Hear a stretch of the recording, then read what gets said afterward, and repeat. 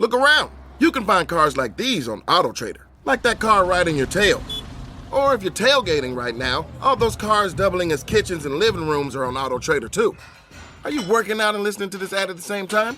Well, multitasking pro, cars like the ones in the gym parking lot are for sale on AutoTrader. New cars, used cars, electric cars, maybe even flying cars. Okay, no flying cars, but as soon as they get invented, they'll be on AutoTrader. Just you wait. AutoTrader. Every Pokemon Episode Ever podcast is now on YouTube. Go on YouTube and search Every Pokemon Episode Ever podcast and click that subscribe button to never miss an episode.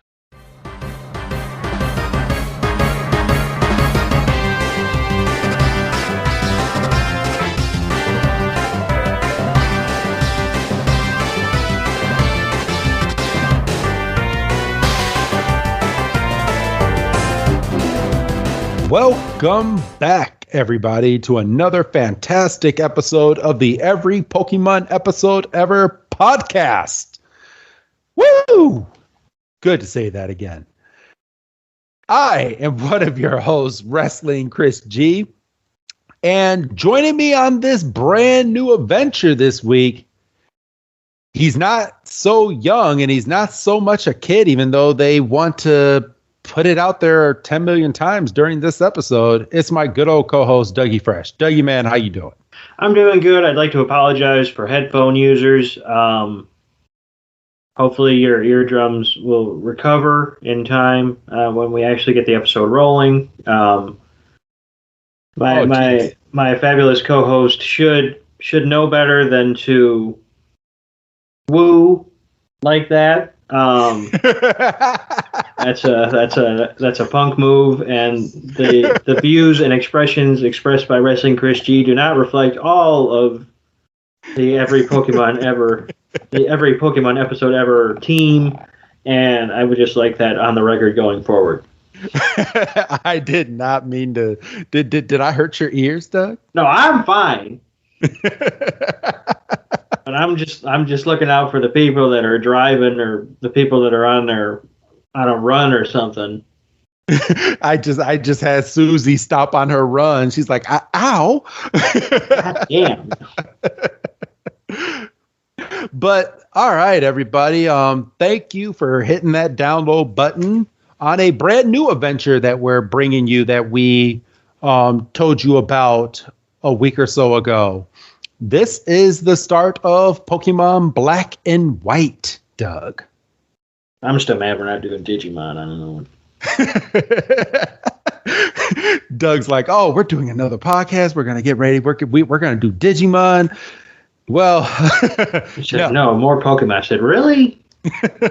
More? I don't think they want more. Yes, everybody, we're giving you more. Your weekly Tuesday episode starts today. Woohoo! Further pushing the wrestling podcast down the pecking order. But yeah, we decided here with Every Pokemon Episode Ever podcast that you fans deserve more. We have a lot of hardcore fans out there that watch more of the recent episodes of Pokemon. So we're hoping to get more of you to listen to our show. It's something that no Pokemon podcast has done yet. Not even Gotta Watch Them All. Duh. Why do you insist on name checking people? I'm not name checking anyone. I love Gotta Watch Them All. You're name checking. You're just mad because they're not responding to your email. They're not. I want to collab with them so bad. I'm just messing with it. Yes, I do want to collab with them, but I am name checking them again. I'm sure I've name checked them in the past, but anybody that listens to Gotta Watch Them All, tell them about us. Someone get in their ear. I don't know how many emails that they have out there that's circulating in the old interweb. But yeah, they have yet to respond. Maybe it's because we're more of an edgy podcast, Doug. There you go. You and then this whole big thing about how we're raunchy earlier, and we're not. We're just not like sugary sweet. Well, I do monitor our Reddit feed that we have, and I actually had this past week on our most recent episode that we dropped. A nice person posted. They said, "Oh, this podcast looks cool. Is this podcast for kids? Yeah. Is there any swearing in it?" And just a little bit. So I politely messaged back and said, yes, there is swearing. The podcast is not recommended for kids. So sadly, no, it's not a kids podcast. And the person messaged back, and they actually upvoted us and said, thank you for your honesty. I'm going to listen to the podcast, but I just won't have my kid listen. Well, and that's just it. I mean, because you hit on the key word there. It's not recommended. Yes. Far be it for us to tell you, the audience, what to have your kids listen to. Exactly. That's on you. If you can put your kids to bed at night and say, you know what, they probably listen to me and my partner curse a fair amount, they'll be fine. By all means, every click matters. Oh, absolutely. Like I was the 10-year-old boy that used to watch South Park on a weekly basis. I was introduced to South Park. Actually, I was introduced to South Park at the age of 7, and I can tell you when. My mom used to work at a call center. I had just gotten my tonsils taken out, and my mom's coworker gave her a VHS tape. Yes, a VHS tape. People don't know what it is. Google it. And gave her a tape that had about like 4 to 5 hours of South Park on the VHS. But yes, so as I laid in bed on my grandma's bed, because that's where I was to recover before going up to my other grandmother's house in Wisconsin to finish my recovery. Yeah, I watched South Park for the first time. So completely off whatever, we're already off tangent. Tonsil surgery, is that ice cream stuff bunk, or is it like legitimate? They give you ice cream, but then you probably don't want to eat it, is probably the catch. Oh no, that ice cream on the throat was fire, because from what I remember, so this was what 24 years, because I'm 31 now. Oh damn! If you're gonna do math, we can go. Yeah. Hey, math was my best subject, fucker. So yes, the ice cream on the throat was really, really good. I had a lot of that, but I didn't want too much ice cream. Because it sucks, because you can't eat whole foods for at least a week, maybe 2 weeks, and you have to rely on liquids. Well, after like 3 or 4 days after smelling my grandmother's cooking every single night and knowing I could not eat it, just made me upset. It made me mad. So after a couple days, I tried eating some whole food, and then I would try, and it would. Well, I don't want to put too many like bad images in your head. Yeah, let's not bombard people, because they're listening to this possibly first thing in the morning. Yes. So or possibly as they're drifting off to sleep. So let's not. Yes. So I mean, it just didn't end well. You're telling me young wrestling Chris G was stubborn. Oh, I was very stubborn. No, I don't believe it. But yeah, the adventures of losing my tonsils at a young age. But outside of that, I did watch a lot of raunchy TV as a child, but I chopped that up to I was born in the 90s. Nobody gave a fuck back then. I even probably in the 80s and the 70s, nobody gave a fuck about what people watched until like nowadays. Now you can't put anything. You have to be PC ready when you're out there. And I'm not going to be politically correct all the time. And I'm just not going to be. I'm part of the culture where we speak our mind, and if someone doesn't like what you're saying, okay, fuck it. You have your own opinion. They just leave gnarly comments on review forums. Still feeling a little salty on that. No, because it's bullshit. I mean, and I'm not going to go into it. If you know, you know. And I stand by it.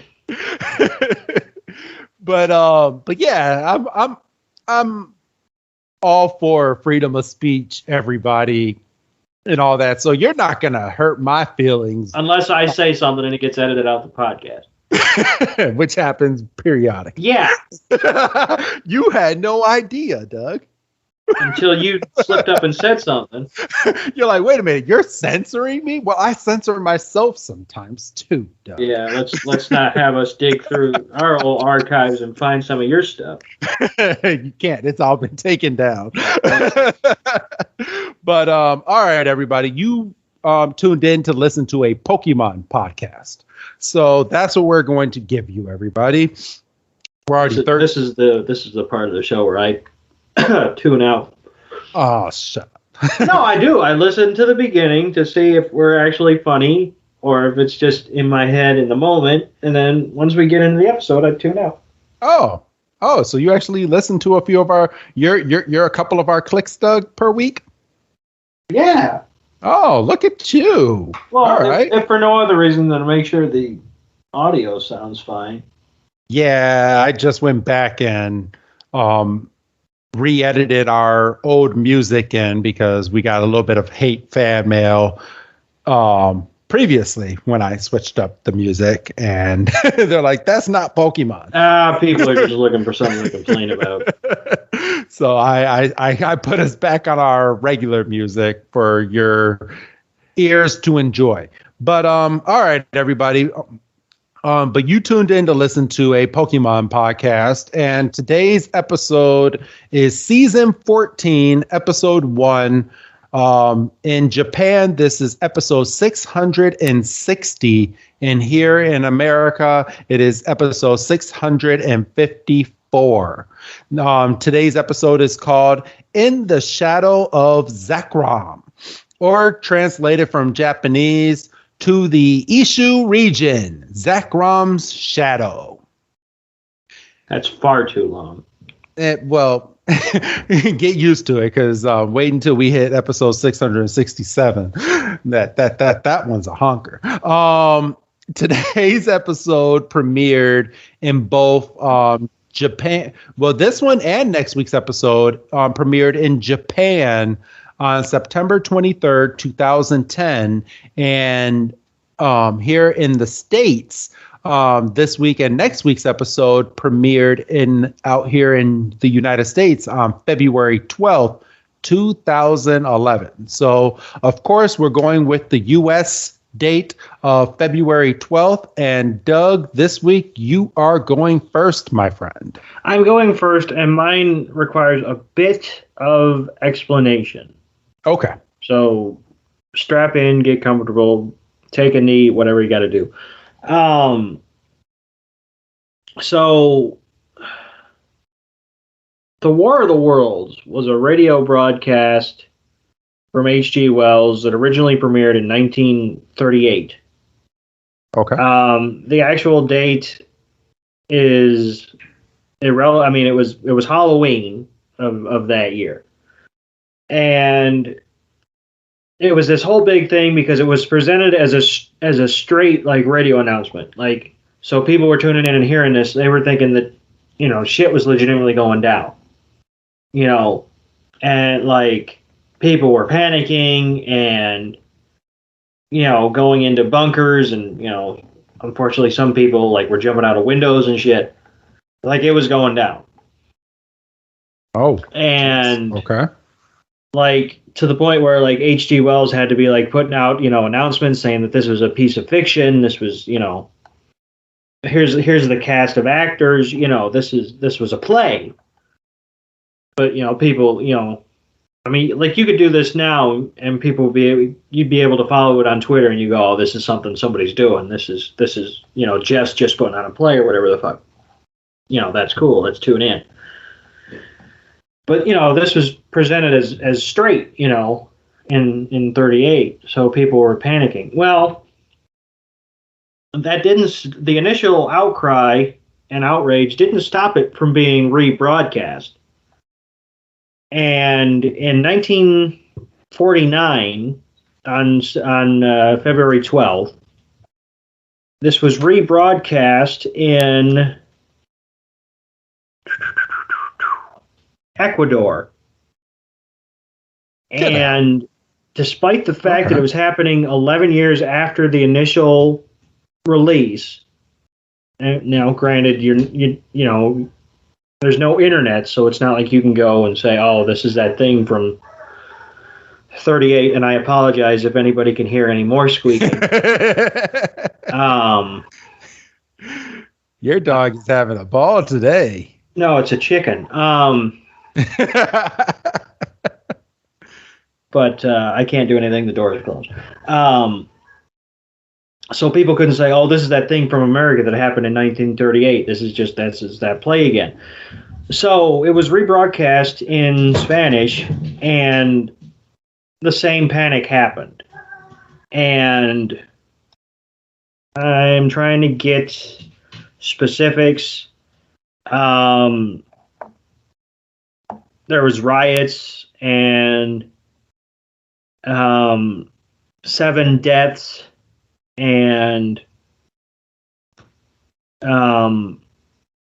people were blaming the local newspaper in the town for spreading the hysteria, and yeah, so War of the Worlds has some staying power. All right, Doug. Well, thank you. Thank you for your education. Because mine's a lot shorter than yours. Because mine's straight and to the point. Mine happened in 1964. And this was the Beatles' first ever New York City concerts. 2 shows at Carnegie Hall. Carnegie Hall. My bad. I knew I was going to say it wrong. But yeah, at Carnegie Hall in New York City. So yeah, big moment, big concert. I should have done a little bit more digging, but I can't find if they actually sold out those shows, but I'm almost 100% that they did, because it's the fucking Beatles, man. I was going to say, I'm sure they did, because this is the height of Beatlemania. They're over in America for the first time. The music's on the radio, obviously. Radio's not what it is today. Well, I mean, what is radio today? But that's a whole nother discussion. But it's not like today where you can basically have, a la carte music. So like if you like the Beatles, you're specifically getting Beatles, but the Beatles were like the thing. So like you were getting a new Beatles song is out, you're getting it almost, as soon as possible, Yes. And, when they were on Ed Sullivan, you just, you could look that up on YouTube right now. They come out and they just and I'm not going to do it because I'm cognizant of headphone use. You just did it. Shut up. Doug turned into a fangirl. Whatever what I do in the privacy of my own home on a Sunday night is my own business. And I will thank you not to be airing my dirty laundry. So, all right. Like I said, mine was short, sweet, and to the point. And that's all I have to say on that this week, because there's nothing else to say, because Right. we've honestly talked way more than enough about the Beatles and the previous year that you can go back and listen to any of our other history dates if you want to learn more about the Beatles. So find those episodes, people, because I don't know which ones they were. So you ready? I feel like it was just a couple of weeks ago. Probably. Honestly, probably. Well, because you did the cartoon, and that was a couple of weeks ago, if not last week. Yeah, we did the cartoon. We did hit songs that they've premiered on the radio. We've done probably just as much Beatles on this podcast as I have brought up Star Wars. Or if not, it's really close. Yeah, or Howard Stern that we brought up a couple of times as well too. So, all right. So you ready to jump on in, Doug? Definitely. All right, everybody. In the shadow of Zekrom. Zekrom is one of the legendary Pokemon. For those that are not fully caught up on the Pokemon series, everybody. But we start this week's episode with a nice little animation of Zekrom basically flashing across the screen, and the narrator brings us in as if we're brand new to watching Pokemon. And this is what I liked, and this is why, because me and you did a little bit of digging, Doug, to try to find out what would be the perfect spot to jump into a later episode of Pokemon without having to backtrack too much. And this one, this easily could have been the very first episode of Pokemon if it wasn't for the early episodes. That is how much they stopped and introduced everything at the beginning of this episode. Yeah, I mean, so if you were looking for a clean entry point and you wanted to go a little bit further than the originals, you had pretty much an open invitation here, I would say. Yes. Oh, we start this week's episode with a view of the world going all the way down to Kanto. And we're looking at Ash's little tiny home. He has a very small house. This house looks tiny. I feel like this would be more like in step with the video game, because his house was kind of tiny in the video game. So maybe they let's make it tiny. Yeah. But I mean, you get a real good view of this house, and I feel like the house was bigger in the early episodes, and maybe I'm mistaken, everybody, but I kind of feel like the house was bigger, and then they moved to the house 2 doors down since Ash is gone all the time. I don't know. But Ash is at the beginning of this. You see him putting on his brand new black gloves. He's zippering up his zipper. Pikachu is jumping. Wait a minute. What? What's he doing? He's zippering up his jacket. That's not what you said. What did I say? You said he's zippering up his zipper.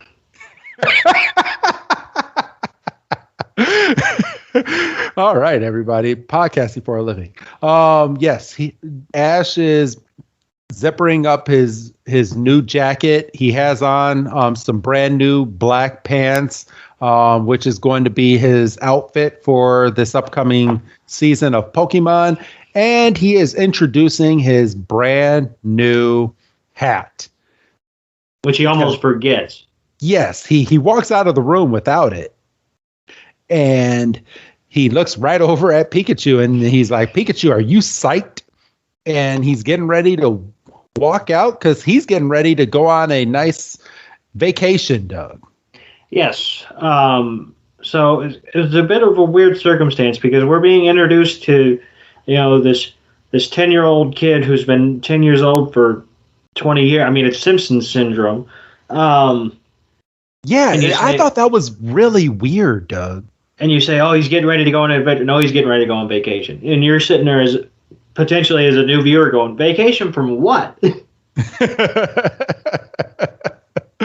But yeah, he's about to go on vacation with his mother, and soon we find out Professor Oak is here, and I'm gonna have you, because you made me laugh with the way that you kind of described Professor Oak. But Professor Oak he's ready to go. He has no care in the world for anything, Doug. Yeah, no, he is completely in vacation mode. He taking a skip ahead. He's got shades on. He's got a visor on. He's got a Hawaiian shirt with pineapples on it. He's in complete chill mode. And he had enough nerve, because Ash looked at him and he was like, "Why are you dressed like that?" And Professor Oak says, he's like, "Well, in between my studies is my time, and I'm gonna go out here and just have a whole bunch of fun.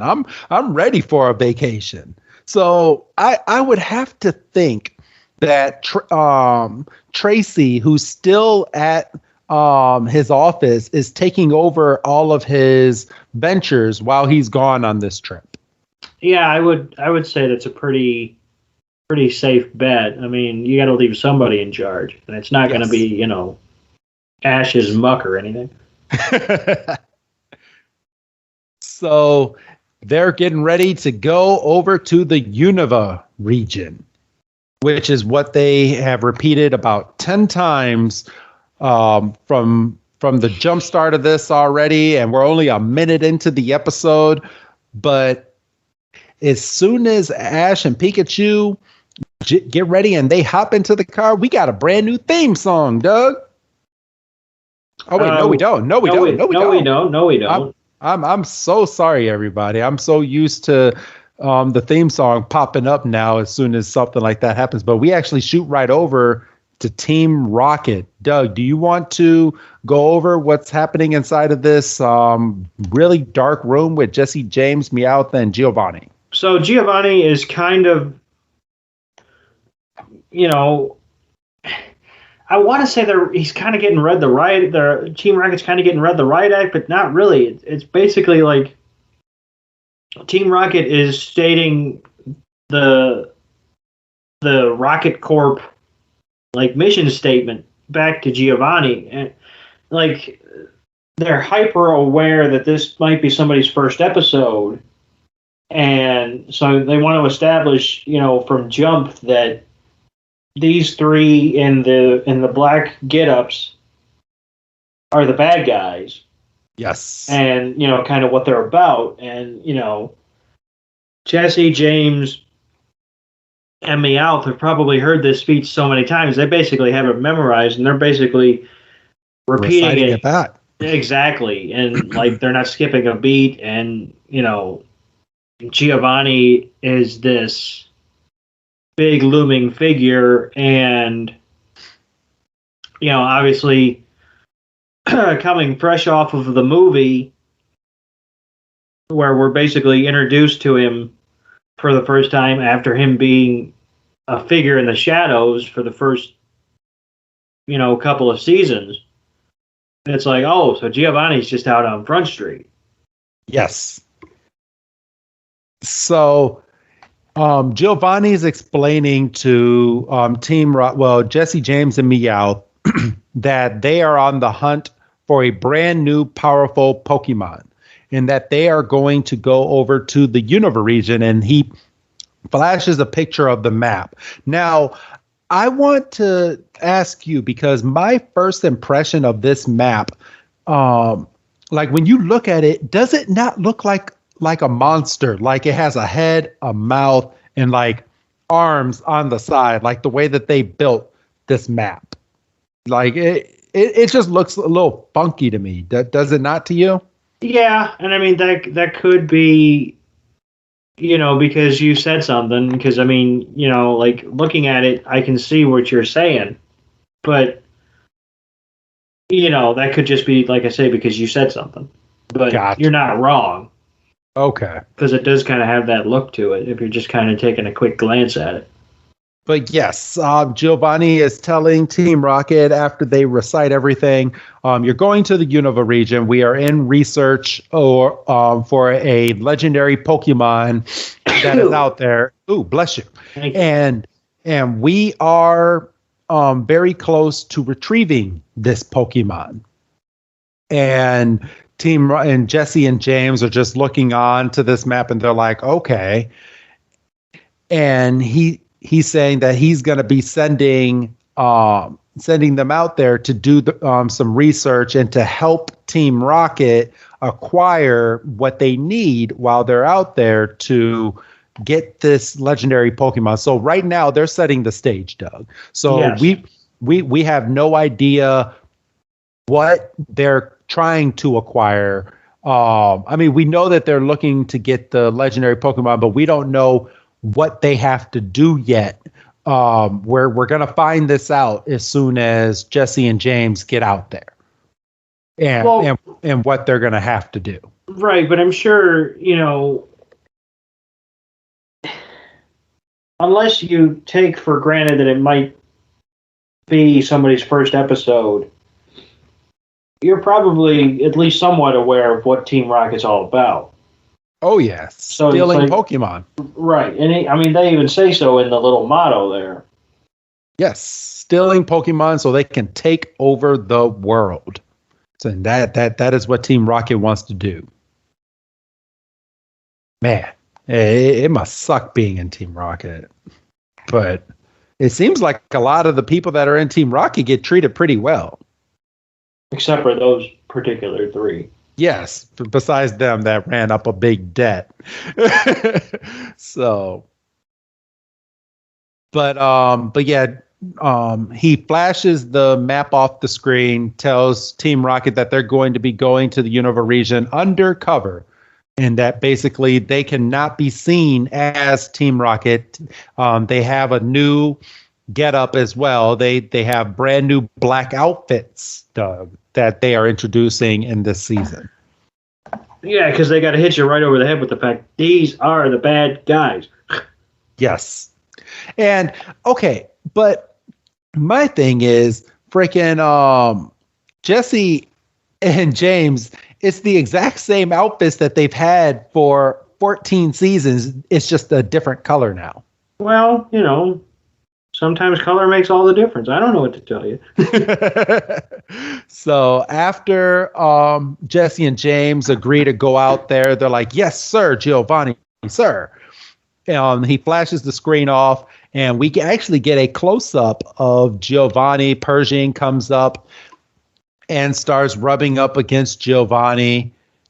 And let's see.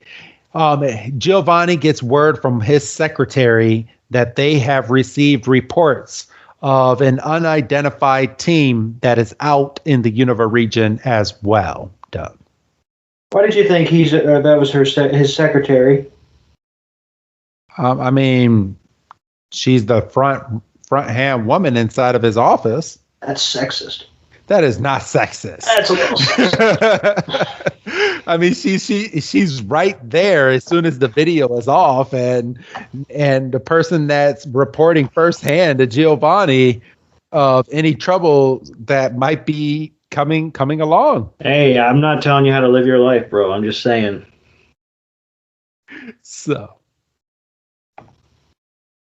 all right, Doug. Giovanni, he's not worried from this, and he tells his secretary that once Jesse, James, and Meowth gets out there and start operating, that he believes everything will start going as smooth as possible. And he says that it is now a matter of time before they get their legendary Pokemon. And then we go straight from that to the shot of a boat that looks like a boat that's an airplane. Because it's clearly sailing and it's taking off from the water, Doug. Gotta keep you on your toes. Yeah, and then we find out that Team Rocket is in said ship, plane, boat thing, and then we find out that Ash, Oak, and his mom are on the same ship, and we get a little bit more general information about the Unova region, and Ash is kind of hitting the points that we would hit as a viewer, like, oh boy, we're going to get to see new Pokemon that we haven't seen in the Kanto, and, you know, all this stuff, and Ash is practically salivating at the prospect of, you know, seeing new Pokemon and going on new adventures. Yes. And then we get a shot of Ash and Pikachu looking out the window, and then 3 minutes into the episode, we get the theme song. Yeah. Yes. And you said yourself, this theme song is kind of a pass. I kind of agree with you. I mean, it's a little catchy tune. They're like, it's black and white, blah, blah, and it's kind of a weird animation too, because it's not quite 3D yet when it comes to the theme song, but the drawings are drawn in a way to make it 3D, I guess you can say, right, Doug? I don't know. I skipped it. Oh. Well, the theme song is only about 30 seconds. I literally skipped ahead 30 seconds and I got In the Shadow of Zekrom as the title screen. So we go straight from that to we're back in the air and Ash and Pikachu are looking out the window and they are arriving at the Unova region. Yeah, so we see they're flying over the water, and, you know, we get, you know, Oak says, oh, that's the Unova region, and we all, as viewers, say, no shit. The pilot's making his announcements. We make a smooth landing on the water. They can't have these things in real life, do they? Are there really airplanes like that? Well, one time, and they made a movie about it. But that wasn't on purpose. No, no. Okay.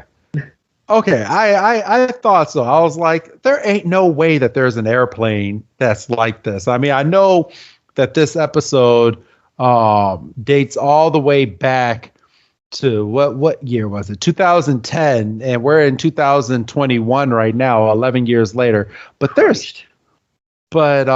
maybe I'll look it up. Something tells me someone's invented a damn airplane that goes on water. I mean, you wouldn't think it would be that difficult, and I'm sure there's some out there, but it's not like, oh, I'm going to take the United Aquajet, you know.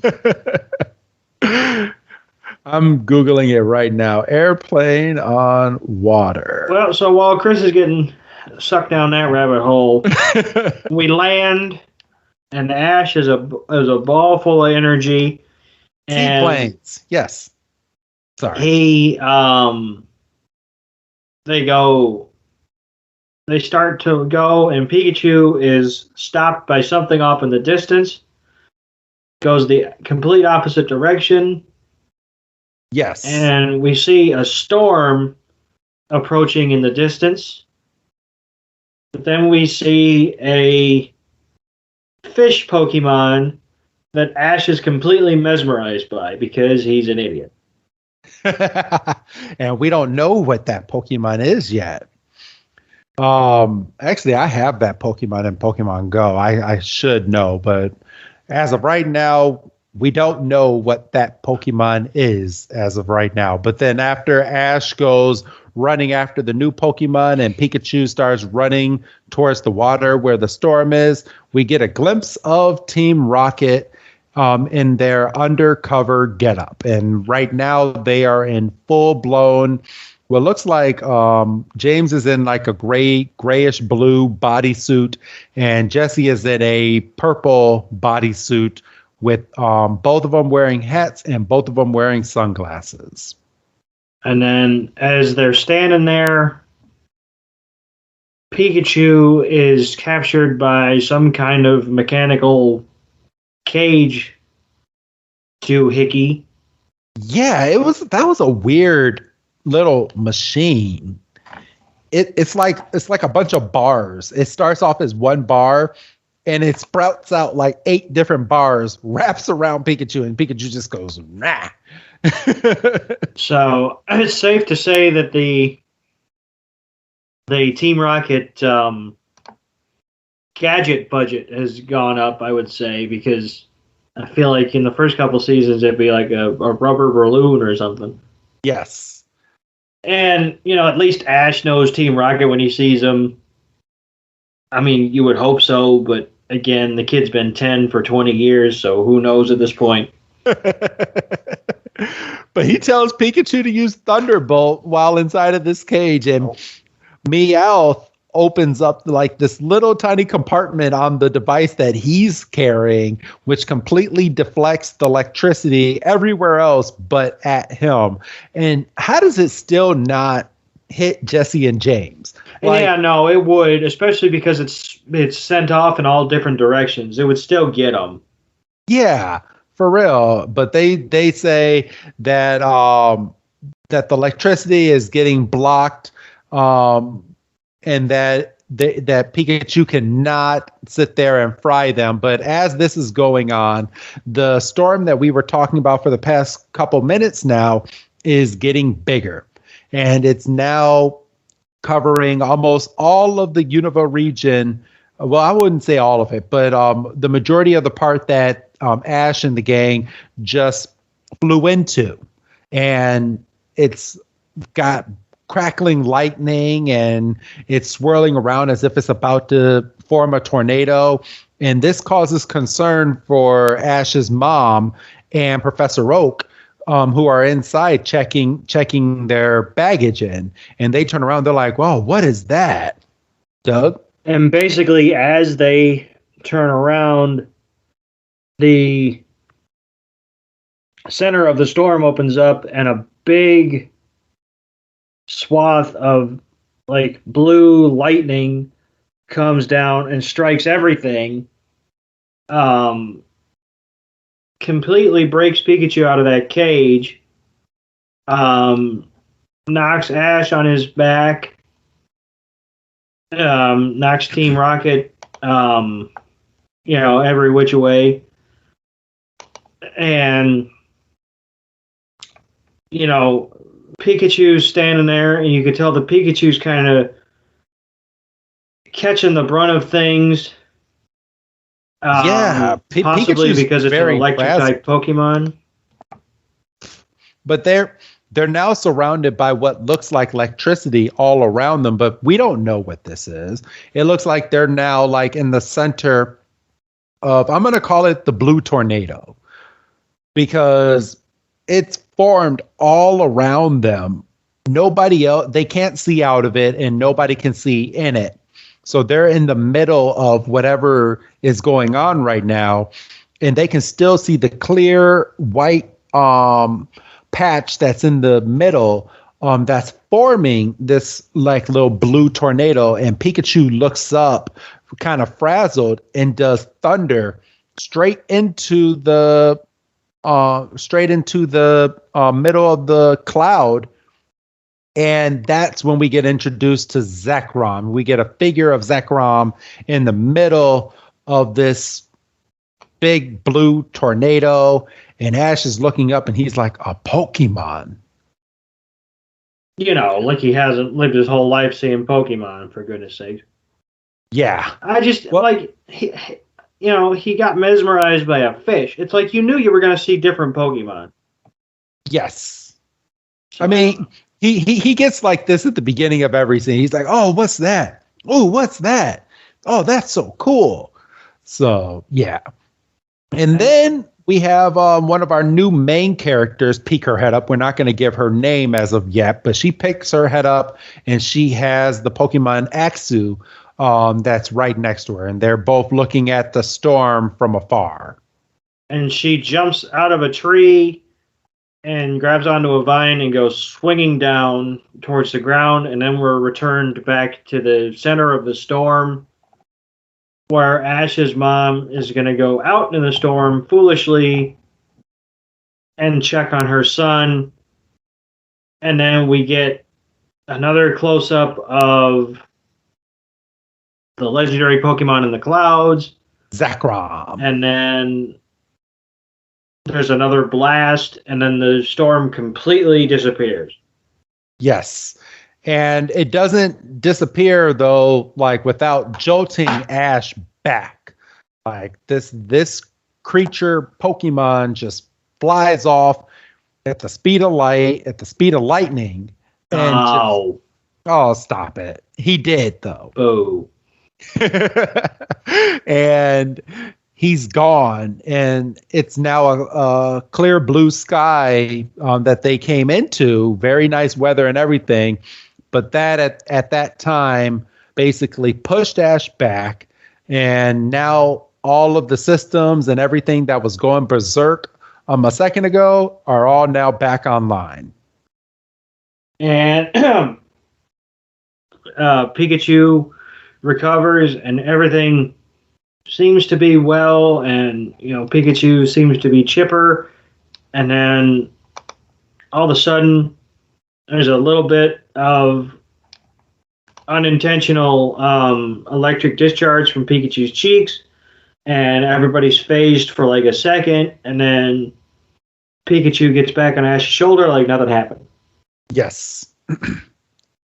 So, and it's at this time that Professor Oak and Ash's mom run over and come and check up on Ash, and they're like, "Hey, are you okay?" And Ash is like, "Yeah, never better. Like, you just got hit by fucking lightning, little kid." And he got it in the first episode of the whole show. He's probably used to it at this point. That's freaking Zekrom, though. Like, Zekrom freaking shocked the mess out of them. Lightning's lightning. So, but Ash's mom looks up and basically alludes to the fact that was a very weird cloud and very unusual. And Professor Oak then agrees. He's like, "Yeah, that definitely was very, very weird." And all Professor Oak is basically stating is all they saw was a flash. So Ash was in the middle of this, and he's thinking like, what do you mean, just a flash? But he was in the middle of this, so he saw a lot more. So again, people could not see into this little blue tornado as much as Ash could see out of it. Which, makes sense, and it also kind of plays on the whole, he's just a kid. He might be exaggerating. Pikachu obviously saw the same thing, but Pikachu can't communicate as well, so it's kind of like Ash might be a little overstimulated. Yes.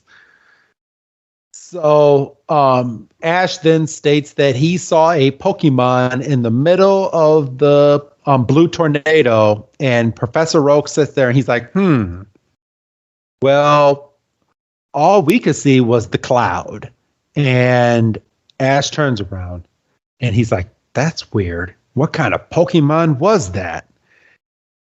So it's at this time now that we get Professor Juniper, who is basically the professor of this island. It's this island's version of Professor Oak. Yep. Right. So Oak, I was immediately familiar with Juniper, and makes the introductions to Ash's mom and Ash, and she's happy and chipper, and they're taking a trip in a Jeep to Juniper's lab, and you get some flashes of some new Pokemon. You get a pink Deerling. Everybody who's familiar with Deerling. We get a flock of pea doves flying overhead. Yes. We see pack of gophers, which help. What are I forgot what those are called. Those are the Unova regions version of Rat Attack. Give me 1 second and I will. I think it's called Pat Rat, but give me one moment. I will have that Pokemon down. Is if you want to continue, Doug. So as they're driving, Pikachu has another little episode of unwanted kind of lightning surge, and Juniper doesn't seem to be too concerned. She says, "Oh, once we get back to my lab, we can take a look at Pikachu." And Ash is like, "That'd be great." And then, yeah. Let's see. Here we go. It that Pokemon. Yeah, Pat Rat. Perfect. There you go. Okay. And then we get the obvious explanation that the Kanto region Pokemon are very rare in the Unova region, so they're not as familiar with Pikachu, and we'll see later on that Meowth is made to be a big deal and all this stuff. Yes, and then this is where we get the Who's That Pokemon, and this week's Pokemon is Pidove. Which, again, they're an episode ahead of themselves. I told you it's not gonna change, Doug. Well, it doesn't make any sense. Like, and you say, well, we just saw Pidove. Well, fine, but yeah, I don't know. I was about to say technically Pidove is in this episode, right? But he's a focal point of the next one. Yes. And Pidove, everybody that is listening to this and not familiar, that is Unova's version of a Pidgey from the Kanto region. Thought you were going to say Spearow and I was going to hit you. No. But we finally make it back into town, and we're back at I was about to say Dr. Juniper. Well, she might be a doctor. Professor Juniper's office, where they have Pikachu hooked up to an electrode system, and it looks like Pikachu basically just is she has too much electricity, and I was about to say he has too much electricity in his body, but in a roundabout way, Ash kind of jumps to the conclusion that he's fine, and Pikachu's ready to leave, but then Juniper's like, well, I've still got some tests that I'd like to run, and Pikachu's like, fuck. Yeah, well, she wants to run these tests because, again, Pikachu is a rare Pokemon. Right. And she doesn't have the opportunity to run these type of tests very often. I mean, but you would think as being a professor and the way that people can transport their Pokeballs and everything everywhere, that Professor Oak and her and all of the professors of the different regions can send over different Pokemon to be studied in different regions. Well, right. But I mean, maybe I'm thinking too far ahead. Maybe I'm getting yelled at by Sammy driving his car like they do that in a couple weeks. But I mean, I don't know this yet because I'm watching this with fresh eyes. Everybody. So it's Professor Juniper's assistant comes into the lab and says there's a new trainer in the lobby. Getting ready to start their journey, and Ash is excited because I get to see some starter Pokemon, and then we go out to the lobby and we see Vincent Von Douchebag. Dude, I take back everything that I said about Gary being a douche and how Ash can be kind of a douche a little bit as well.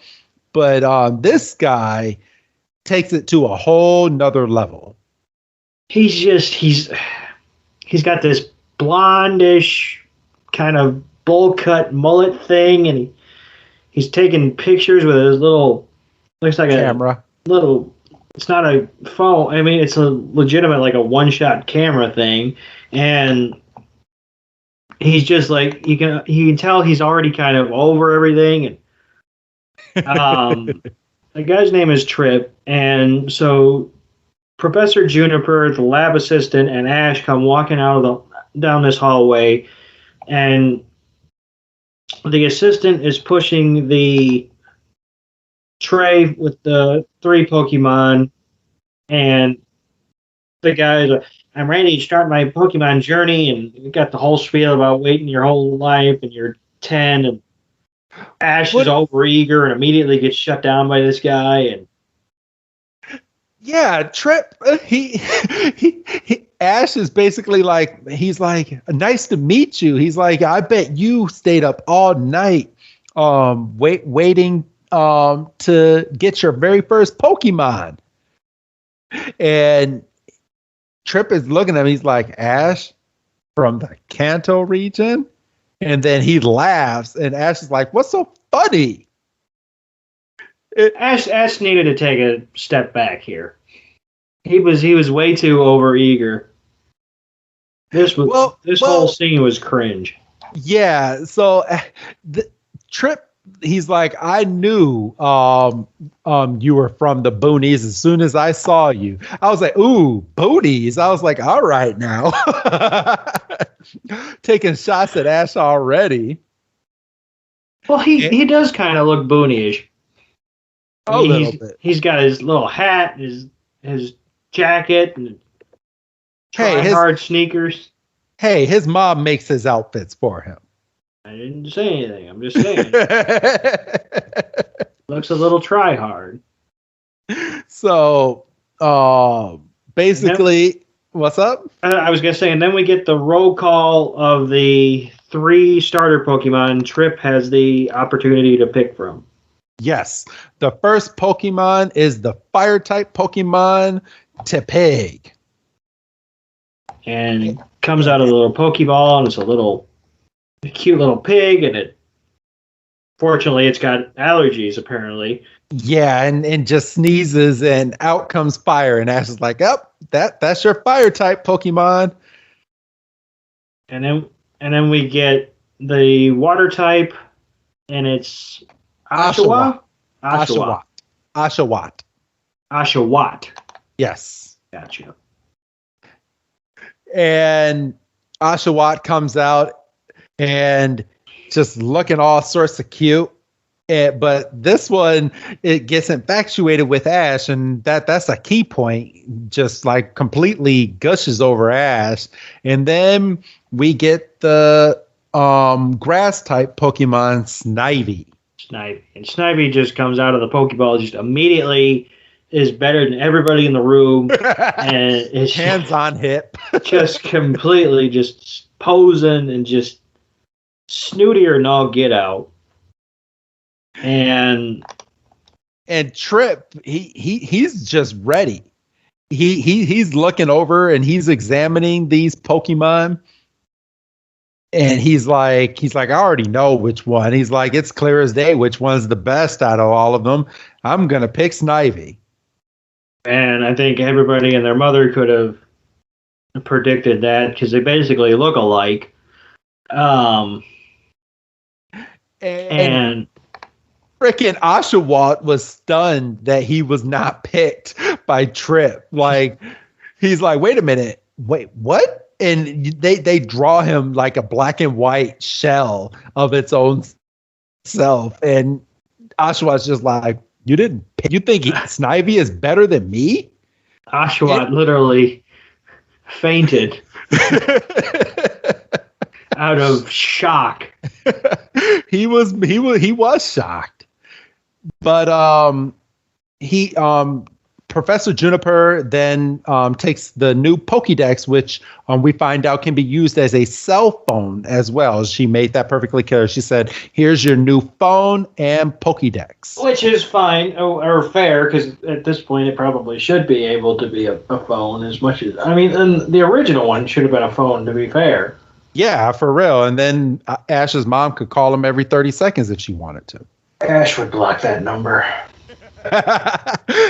Ash already doesn't call home as much as he as he should. I mean, Professor Oak even. I mean, jumping forward I think it's this episode or the next one, but at some point in the episode, looks at Ash and is just like, "Make sure you call." I think it's the next one. Yeah. But then Professor Juniper goes and gives Trip his first 5 Pokeballs, stating that he can only keep 6 Pokemon on him at a time, and gives him the 6th Pokeball, which is Snivy's. So, what was stopping him from changing his mind at the last second and going, Oshawott? I choose you, Oshawott. But or being a complete dick and taking 2 of those Pokeballs and saying, "Give me those other 2 too." He can't do that. He didn't say he couldn't. But well, he can't take his Pokeballs because Oshawott and Tepig already have their own Pokeballs. That the other Pokeballs will not work on them because they're already registered. Prove it. And we've seen that in past episodes. I'd still try it. I know you would because you're a dick. So Trip is already over everything and he's walking out, and Ash chases him down for no goddamn good reason. I know, like Ash deserved everything that he got in this next scene. So he runs over to Trip and basically tells Trip that he has strong Pokemon, and he believes that that Trip's Pokemon looks strong, and he wants to battle his Pokemon. So Trip is looking at him. He's like, "You want to battle me? You want to be my first battle? Well, all right then." So it's at that point that it's Pikachu versus Snivy. And Doug, do you want to go over some of this? So Ash has a bit of overconfidence, and it's not even a bit. He's straight up overconfident. And quite frankly, he should be, because that Pikachu should be at like level 60 at least.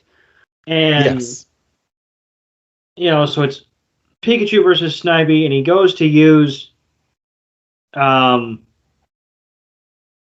kind of electric tackle. Volt tackle. Volt tackle. Yes. And Pikachu can't use it. He can't. So Ash is like, "Oh, that's that's unfortunate." He goes, "Well, because obviously it harkens back to the storm that we had a couple minutes ago." Yes. Well, we don't 100% know that, but we're kind of alluding to that. Yeah, that's the word. Thank you. Alluding to it. Yeah. So we are they're having this battle, and Trip is taking photos of Snivy, and Ash is all weirded out at this point. Well, he's taking pictures of Pikachu too, which is the real problem. And Ash is like, "Why do you keep taking pictures of Pokemon?" And he's like, "This is Snivy's first Pokemon battle. Pikachu is a rare Pokemon out here, and we don't get to see many Pikachus." And as he's explaining himself, we get a close-up of behind a tree, and we see Oshawott looking at the battle from a distance. Which where the hell was Professor? Her name just Juniper. Where is Professor Juniper when it came to recalling these Pokemon after Trip picked his first Pokemon? Hey, she's got a whole lab to look after. I don't care. She can't be. What? She can't be looking after the Pokemon, Doug? She can't be looking after one Pokemon in particular. I mean, she's got so many duties. I guess. I mean, if you wanted to get particular, I guess you could say, well, she could have sent her assistant, but I mean, you're not wrong. I mean, yeah, I mean, there's a lot of things, but all right, but we're getting ready to get into this battle. So, actually, the first move that Pikachu was using was again tackle. It was a tackle move, which was yes, it was quick attack, and that one hit. That was effective. Yes. So Snivy got hit, but Snivy is a tough SOB. And Trip tells Snivy to go and use its tackle, and Pikachu dodges it like vigorously. Like, is it me or you, Doug? But shouldn't Pikachu easily, like just with the tackle and this Snivy being such a low level, shouldn't this have been the easiest battle for Pikachu? Because Pikachu has been in tournaments. Well, and that was going to be my next question. Aside from it being an easy battle for Pikachu, when you get your Pokemon in the game, your first Pokemon, it's what, level 5? Yeah, yep. 5. Okay. Yeah, so level yeah, 5. This should have been a one tackle and done. Because, like I say, this Pikachu, it's hard to quantify, but it's probably at least 60. Yes. Easily. If not much further. Because, like you said, it's been in tournaments. It knows so many different attacks that you can't learn as a baby Pikachu or Pichu or Pikachu. Right, and I mean, when Trip put out his Pokédex to scan Pikachu, it did note that Pikachu was the evolved form of Pichu, which obviously is not a thing when we revert back to our current timeline. Yes, because Pichu has not been introduced into Pokemon, and we don't have baby Pokemon as of yet. Like when the episode with Pikachu and all the other Pikachus, the baby Pikachus were strictly just baby Pikachus. Like they were just tiny. But later on in the series, we find out that different Pokemon have different sizes. Just like Ash's Krabby was like 3 times smaller than Gary's Krabby. Gary had a huge Krabby that had not yet evolved yet, but Ash's Krabby was just a little tiny little pipsqueak. Caught the runt of the litter. Yes. So, all right. So back to the battle. Snivy tries a second tackle, and Pikachu dodges it again. And this is where we ran into the issue because Ash wanted Pikachu to use Thunderbolt and could not. Yes, and I felt for Ash. Like I got irritated watching this. I was like, oh man, Ash is trying to show off his Pokemon and he can't. So Pikachu is like looking like, what the hell? I can't use Thundershock. And then Snivy comes in and just rams him and just tackle. Boom. And Pikachu just flies back. And Ash is like, Pikachu, Thunderbolt again. And Pikachu's trying its hardest. It's trying. And it can't. And Pikachu is now out of breath. And Trip is a complete dick. He's like, what is this? A battle where we're calling out moves that your Pokemon can't do? Like, what the hell? And then Ash gets mad. He goes, Pikachu, Iron Tail. And Iron Tail's fine.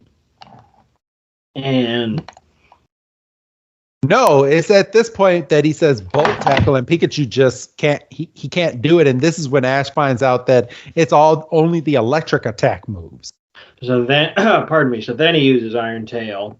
Yes, but Snivy's able to dodge it and uses a move called Leaf Tornado that completely catches Ash off guard, which is I don't feel like is a level 5 move. I don't think so. Well, maybe it's the first. I'm gonna have to play the game. I'm guessing that's probably like in Red and Blue, how Bulbasaur has Vine Whip and it learns Vine Whip I think on level 7, because I think Charmander learns Ember at level 7, and that's the first move that it learns. I think in the new game, Leaf Tornado might be the first move that it learns right off the bat. That's all well and good, but there's no way this Snivy has been in battle long enough to gain 2 levels of experience. For real. But this Leaf Tornado is very impressive. And Trip basically, because Ash is like, what the hell is a Leaf Tornado? And Trip is like, oh, you don't know what this move is yet, do you? And basically calling Ash a booty again. And this is when Snivy sends the tornado into Pikachu. Pikachu is caught off guard, gets tossed all the way up into the air, and then just gets slammed on the ground. And we find out that Snivy is actually using this tornado from the bottom or controlling this tornado from the bottom of its tail. And sends the energy completely down and just completely wrecks Pikachu into a ditch. Ash goes over and picks Pikachu up. Pikachu is out like a light. Yes. Trip is a complete ass. Calls back Snivy and says, well, I would say that's a successful battle. And he's like, I'm glad I chose you, Snivy. And, Ash goes running back to Juniper's lab. Well, Trip looks at him and says, I hope you guys train a lot better than what you battled here. I'm like, well, damn, like just to add insult to injury. And then we get Pikachu's back on the table again, and we get more analysis from Juniper and Oak. Yes. And this is when we find out from Professor Juniper that Pikachu is experiencing electrical overload. So basically, when Pikachu got shocked by Zekrom, sent way too much electricity into Pikachu, and Pikachu cannot use its electric attacks because its body is overcharging with the electricity.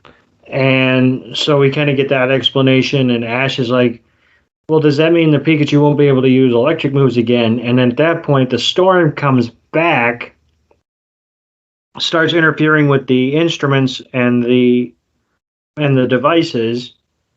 Yes. Pikachu's completely overwhelmed by the energy around. Yes, and it's the black cloud. The black cloud, it's just over. It's just hanging over Professor Juniper's lab, and then, well, it looks like it is, but then we get a glimpse back with this new character that's going to be in black and white. She does not have a name yet, but then we find out this cloud is over the very first town that they're in. It's over the entire town, just striking down lightning wherever it can. And, we see that Pikachu is being completely traumatized by the storm, and it's being overwhelmed by its instinct to use lightning. And then we get this real ominous speech from Juniper. Zooms in tight on her face, and God damn it, fucking YouTube doesn't scroll for shit. Yeah, she said, could this cloud be Zekrom, the legendary Pokemon? And she said Zekrom is quite electric in these parts, and from within its thunder. Let's see. Zekrom watches over, and its lightning bolts are seen to be judgment and all kind of ominous shit. The episode's on YouTube if you want to take a look. And